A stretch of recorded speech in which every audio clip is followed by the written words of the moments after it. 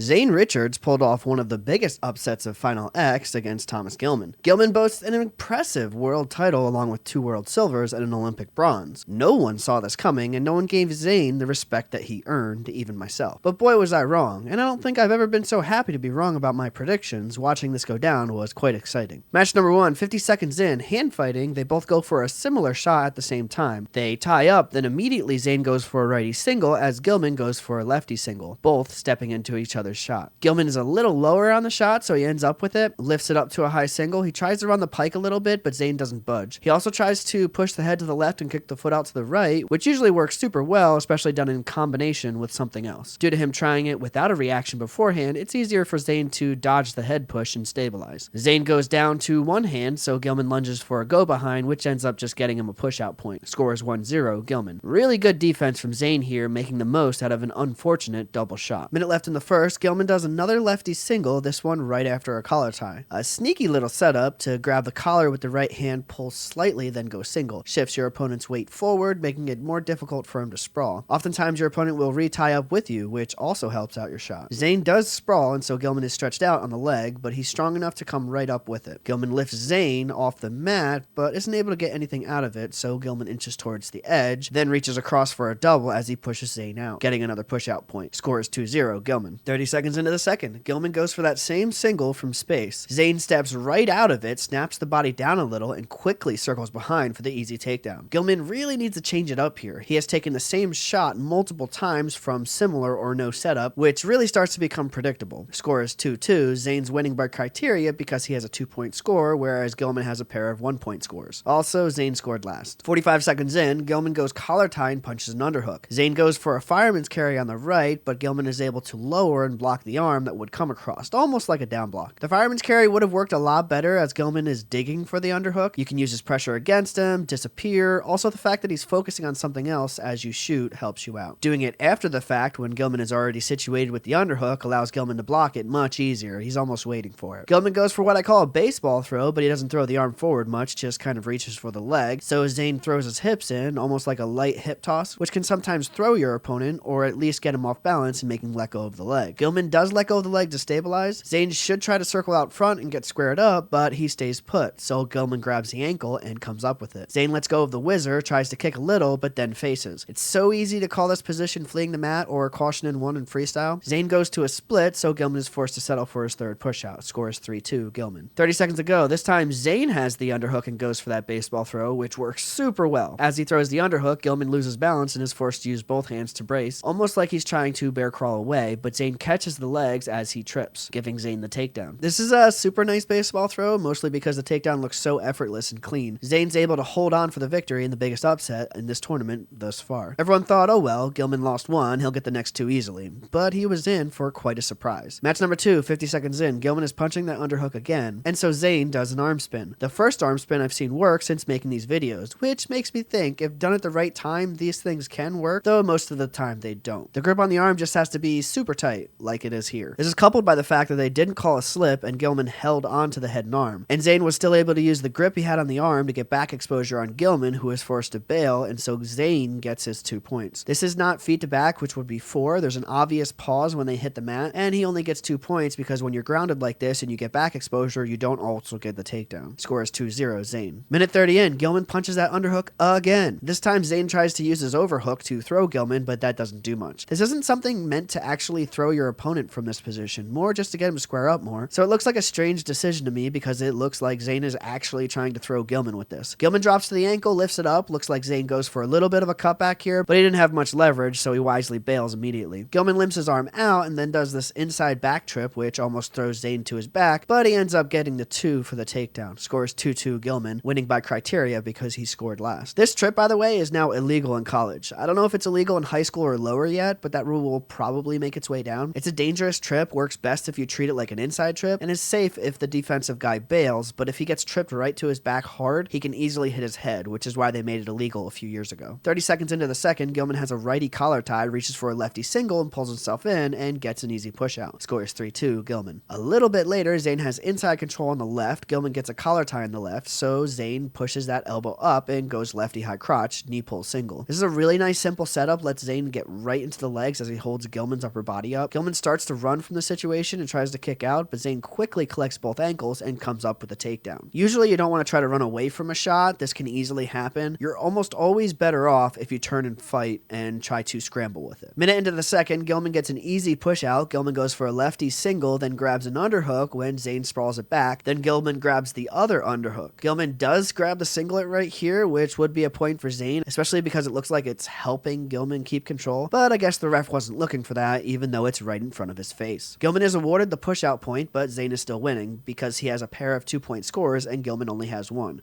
Score is 4-4 Zane. Minute left into the second, over-under position, though you can clearly see Gilman grabbing Zane's singlet yet again as he pushes Zane out of bounds. The ref also gives a caution in one, bringing the score to 6-4 Gilman. This is odd because it does look like Zane is circling, trying to stay in bounds. Keep in mind, if the ref saw both singlet grabs, the score would be 6-3 Zane, but whatever. 48 seconds left, Gilman goes for a random double that turns into a low leg single attempt. Zane starts circling, grabs the right leg, looking for a simple go behind, but Gilman circles right and tries to get up to his feet. Zane keeps the leg controlled, pulls the knee up, and runs the pike, throwing Gilman right to his back for 4. This was super nice and the exact thing that Zane needed to pull this match out. Score is 8-6 Zane, who is able to hold on to this score for the rest of the match, pulling off a huge upset of massive proportions. It's unfortunate for Gilman, who performs super well overseas, though Zane had a great performance here, so he definitely earned his spot. Some speculate Gilman would have an easier time getting a medal at Worlds than Zane, but Zane is on quite a tear lately, so I wouldn't count him out at this point. Only time will tell.